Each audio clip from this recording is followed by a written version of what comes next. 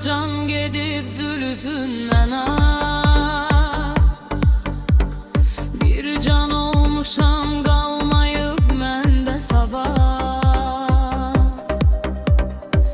Görməyib zülfündə bir al gün belə, bir ömür yanmışam, düşmüşəm naləyə. Ayrılıq zövqdən üstün olub könlümə, dostla düşmən qarışıb eynir cümləmə.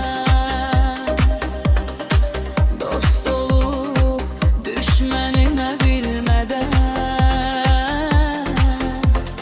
düşmən olmuşam özümə gülə gülə.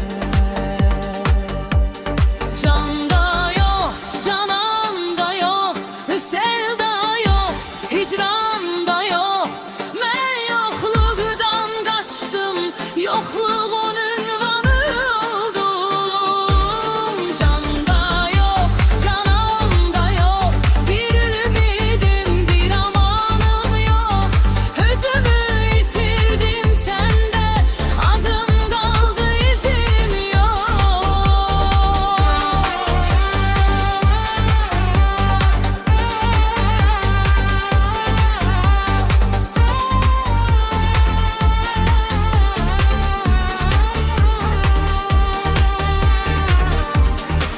Yad edersen Leylalar sinemde, Mecnunlar gezer her gece her demde. Bağrı göz yaşıyla doymuş bir biyaban. Adım var bu çölde, ruhum perişan. Geceler adını pıçıldar divarlar,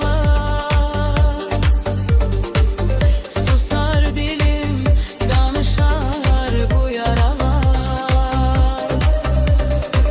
Bir sevda var, adı sendir hele de.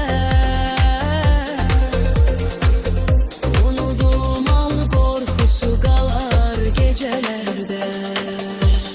Canda yox, cananda yox, bu sevda yox, hicranda yox. Mən yoxluqdan qaçdım, yoxluğun ünvanı oldum. Canda yox, cananda yox, bir ümidim, bir amanım yox. Özümü itirdim səndə, adım qaldı, izim yox. Ey harami, harda görsən üz döndər, qəm yolunda itmiş bir